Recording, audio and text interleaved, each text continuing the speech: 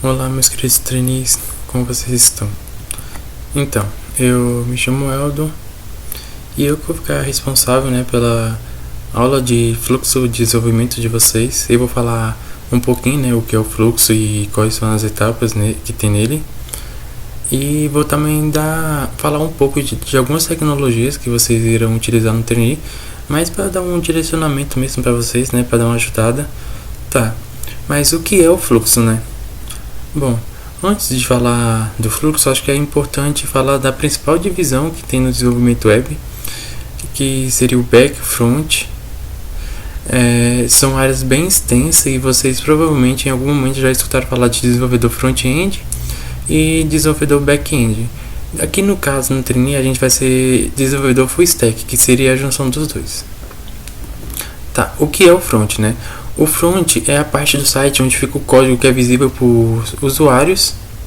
Como assim, é visível para os usuários? Bom, é o código que é responsável por renderizar a aparência do site, que seriam os botões, layouts, forms, imagens e etc. Essa é a principal função do front. O front também tem algumas logísticas assim, mas o objetivo dele é realmente gerar aparência. Já o back é a parte escondida do site, onde os usuários não têm acesso, e que sua principal função é suprir o front e fazer algumas logísticas, justamente para suprir o front. E acho que é importante dizer que, apesar o front ter um código para ele que é específico, que é o HTML, aliás, esse código fica no servidor, armazenado no servidor. Eu coloquei aqui uma imagem, para ajudar vocês a entenderem. O front é responsável pela aparência, ficar bonitinho. E o back é responsável por manter o front, e geralmente está lotado de gambiarra, tá? Essa imagem mostrou bem isso.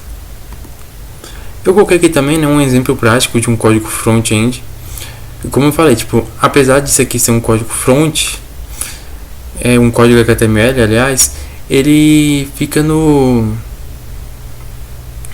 ele fica guardado no servidor, e fica armazenado no servidor, também chamado de back-end. Aí, quando esse código aqui é renderizado, ele vai aparecer alguma coisa parecida com isso aqui, a aparência do site, que teria aqui botões, um componente aqui, forms, mais botões, enfim. Já o back, eu também coloquei alguns exemplos, de código back-end. Aqui é um pedaço de um código de configuração do banco de dados, que seria o Prisma que a gente vai usar. O Prisma não é um banco de dados, tá? É um ARM, eu vou explicar também. E aqui um pedacinho de uma API que faz parte do banco de dados. Tá, mas o que é o fluxo, O fluxo é basicamente todas as etapas envolvidas, para construir pegar um site do zero e construir ele completamente, que seria o deploy. Quando você finaliza o site, você faz o deploy, que seria colocar o site no ar. Tá, mas qual seriam essas etapas, Bom, a primeira etapa seria entender o projeto, você pode estar se perguntando, como assim entender o projeto? Eu já vou saber ele desde o começo, o que eu tenho que fazer? E a resposta é não. Geralmente, quando chega um cliente para vocês com uma necessidade, esse cliente geralmente não tem muita noção da nossa área, não sabe muito bem o que a gente faz, só sabe que a gente constrói sites, basicamente. E ele vem com a necessidade e com algumas ideias, só que essas ideias geralmente são bem vagas, nada concreto. E cabe ao desenvolvedor ou alguém que faz parte do time, chegar nesse cliente, conversar com ele, trocar umas ideias e, por meio dessa conversa, pegar essas ideias vagas e transformar em algo concreto, que a gente possa utilizar. E, aliás, pegar isso e mostrar para o próprio cliente para ver se realmente é isso que ele quer. Tá. Aí, tá bom, você teve a conversa e entendeu, o que o cliente quer. Qual seria o próximo passo? A segunda etapa, seria estudar a proposta. Como assim estudar a proposta, o mundo não é uma mil maravilhas, né? Então, quando chega uma proposta para você, geralmente você não sabe 100% da proposta, tipo, todas as tecnologias que vão ter que utilizar. Às vezes você tem que pesquisar novas tecnologias para suprir alguma necessidade do projeto específico. Você também estuda futuros problemas que pode aparecer, impedimentos, todas essas coisinhas. Tipo, o estudo tá incluindo todas essas coisas, né? Futuros problemas e tecnologias que vocês vão ter que estudar. Depois, né, que você deu essa estudada, o próximo passo seria organizar as ideias, né? Você já deu uma estudada, já tem algumas ideias e agora chegou a hora de organizar essas ideias para sair algo bonitinho e bem construído, né? Importante. Aí você pode estar se perguntando, tá, agora eu já entendi o projeto, já estudei o projeto e já organizei, né? Qual seria o meu próximo passo? Bom, o próximo passo seria a prototipação. Mas o que é prototipação, né? Bem, a prototipação nada mais é do que construir a imagem do site. Tu vai pegar as ideias que você tem sobre aquele site, como você quer que ele fique parecido, e vai construir. Basicamente, no final do processo, como esse site tem que ficar parecido, né? Essa é a prototipação. Tá, mas como a gente vai fazer essa prototipação? Vamos pegar um papel e um lápis e começar, tipo, a desenhar projetinhos de como o site deveria ficar? Bom, apesar de parecer uma ideia assim muito interessante, né? A resposta para isso é não. Não vamos pegar um lápis no papel e começar a desenhar. Para fazer a prototipação, a gente vai usar o Figma. O que é o Figma, né? O Figma nada mais é que uma ferramenta, né? Um editor gráfico que serve justamente para fazer prototipação. Por lá, velho, você pode deixar assim, sua criatividade correr soltar seu lado artístico e afins, né? Eu coloquei aqui também, né, um exemplo de Figma. Esse Figma aqui foi o do meu trainee do semestre passado, aliás. O nosso tema era um restaurante, então a gente tinha que criar um site de restaurante. Eu dei um zoom aqui, né, para você enxergar melhor. Aqui foi a nossa home. Aqui foi nossa página de cardápio, nossa página de contato, login. E teve outras páginas também, mas não vou me aprofundar nisso não. E se vocês verem, né, como ficou o nosso projeto final do trainee, vocês vão perceber que nosso site ficou idêntico à aparência. E essa é a ideia da prototipação mesmo. Tipo, você construir essa imagem para facilitar, né? Não trabalhar com as ideias vagas, porque construir assim isso aqui do zero sem ter uma referência, né, na hora do desenvolvimento é bem complicado, né? Não recomendo. Tá. Eu falei, né, que com o Figma você pode deixar sua imaginação correr solta, né? E sua criatividade, enfim. Isso é totalmente verdade? E a resposta para isso também não. Por quê? Você tem que parar para pensar que a ideia, né, de um site é você construir esse site para atingir o máximo possível de usuários, né? E para você conseguir atingir esse máximo possível, você não pode trabalhar basicamente com a sua intuição. Você também tem que ter um raciocínio, uma lógica por trás disso. Aí você pode estar perguntando, tá, como que eu vou fazer, né, para não depender totalmente da minha intuição? Bom, e a resposta para isso é o UI e UX Design. O que são isso? O que é isso, né? O UI e UX são estudos, tem muitos estudos sobre UI e UX, aliás, é um estudo longo, que serve basicamente para mostrar, né, falar como o seu site tem que ficar parecido, como você tem que fazer um site. O UI, ele é focado na aparência do site, no estilo mesmo, para deixar o site esteticamente bonito. E o UX, ele é focado em deixar o site intuitivo. Tipo assim, o usuário, né, vai entrar no site e na hora que ele entrar no site, ele já vai saber, tipo, navegar naquele site tranquilamente. Ele não vai ter que ficar pensando ou entendendo o que ele tem que fazer naquele site, né? É tudo intuitivo. E tipo assim, apesar dos dois serem bem parecidos, né, eles são coisas separadas, mas eles estão sempre andando junto. Ou seja, quando você for estudar UI, você vai estudar também UX, com certeza. E quando você estudar UX, você vai estudar UI. Porque estão, apesar de ser coisas separadas, diferentes, eles estão sempre andando juntos. Eu coloquei aqui, né, uma imagenzinha, né,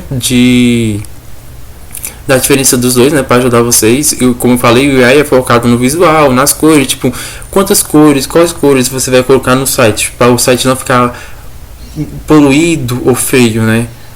E que cores você vai usar dependendo do público-alvo daquele site, né? Tem bastante coisa, né? Realmente, igual eu falei, tipo, você pensa em qual público você quer atingir, qual a idade desse público, é mais homem ou mais mulher, tem todo um estudo por trás. Não vou me aprofundar nisso, né? Se vocês quiserem também, eu vou soltar alguns links, né, de estudo, né, páginas que falam sobre um pouco sobre o UI, UX e de todas as ferramentas, né, que eu vou falar aqui, tecnologias. E como o UI é focado em design, layout, tipografia, agora o UX é focado na interação com o cliente, com o usuário, né? Por exemplo, quando ele vai falar, tipo assim, você tem que colocar um componente em tal lugar no site para quando o usuário entrar no site, ele já vê aquele componente e já vai lá intuitivamente sem precisar pensar muito. É muito ruim, né, quando a gente entra no site e o site é meio bagunçado e você não sabe como mexer naquele site, aí você fica gastando um tempinho da sua vida, né, procurando o que você quer naquele site, botões específicos, configurações, enfim. Se você está gastando tempo nisso, quer dizer que aquele site ele não teve um UX muito bem planejado, né? Eu também coloquei aqui um memezinho, né, de um UI UX mal feito e uma bem feita. Basicamente o que? Apesar desse aqui ser bonitinho, quando você vai usar ele não é muito eficiente, sabe? Já esse aqui, apesar de ser, além de ser bonito, ainda é eficiente. Essa é a ideia da tirinha. Tá. Agora você já fez a prototipação, né? Já entende o projeto e já estudou, organizou. Agora é hora de colocar a mão na massa, né? O que você vai fazer agora, né? Agora vai ser a hora de você construir o front. Por que começar pelo front, né? Porque você já tem a imagem né, do site. A ideia do back é suprir o front, então nada mais justo, né, do que começar pelo front. E como eu já havia dito antes, né, é nele onde o usuário se comunica e interage diretamente, né, com o site. E cabe também ao front a responsabilidade de garantir que a aplicação seja compatível com diferentes dispositivos, que não funcione só em um tipo de dispositivo, só funciona no iPhone.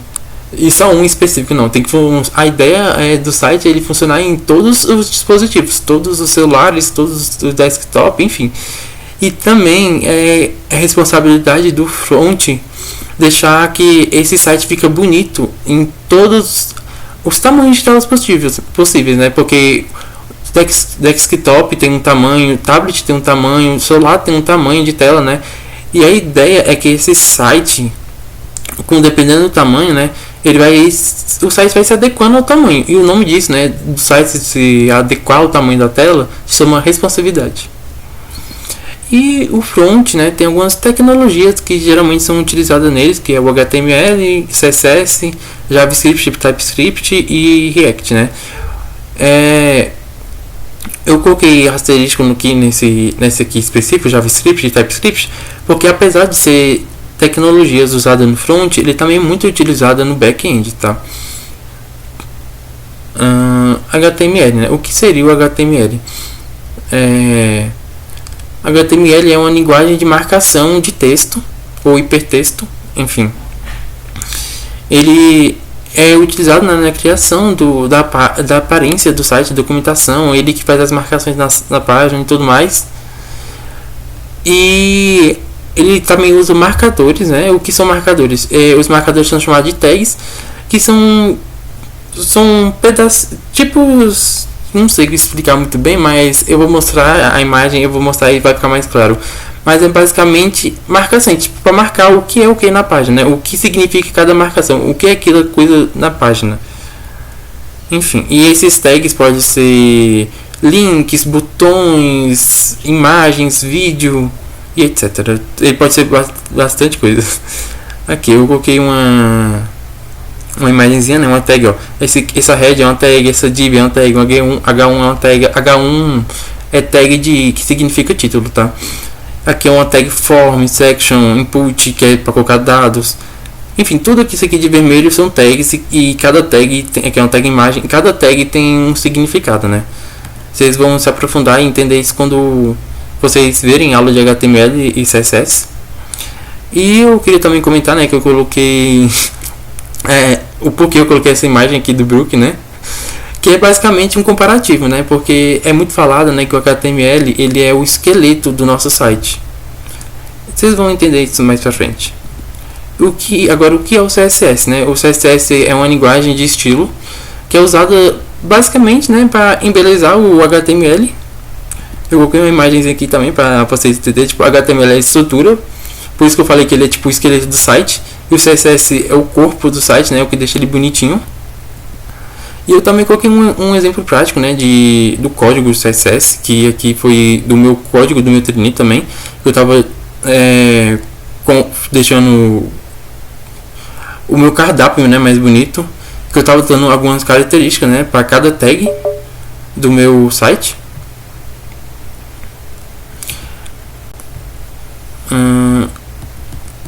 Também outra coisa que é importante dizer é que, apesar de estar colocando linguagem aqui, se você tem que prestar atenção que o HTML é uma linguagem de marcação e o CSS é uma linguagem de estilo, ou seja, apesar de serem linguagens, não são linguagens de programação. Então seria errado dizer eu estou programando em HTML ou programando em CSS.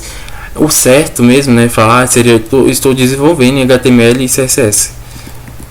E o JavaScript, o JavaScript, né, ele é uma linguagem de programação. Então você já pode falar, né, eu estou programando em JavaScript.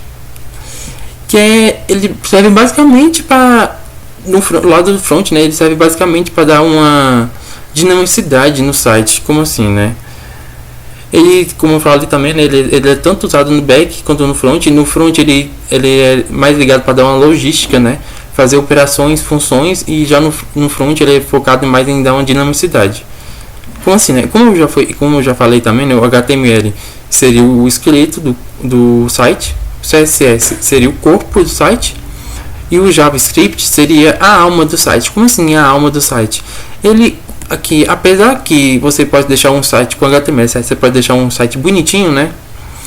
Esse site vai ser estático, tipo, totalmente estático. Ele não vai ter nenhuma interação com o usuário. O responsável por essa interação, deixar o site com a aparência mais viva, né, assim, é o JavaScript. Ele que dá essa dinamicidade pro site, sabe? Agora, o que é o TypeScript, né? Por que a gente vai usar o TypeScript no trainee? Bom, o TypeScript nada mais é que uma extensão do JavaScript. É basicamente o JavaScript tipado. Eu vou explicar um pouquinho o que é tipagem. E com ele, né, é mais fácil evitar erros e detectar erros. Por quê? Aqui eu coloquei um exemplozinho para mostrar. Tipo, aqui é um JavaScript, aqui é um TypeScript. Tipo, a única diferença, né, dos dois é essa tipagem. A tipagem é falar o tipo de dados que você vai estar recebendo. Se você reparar aqui, é a mesma variável, só que aqui no TypeScript você está falando o que essa variável é. Você está falando que era um número.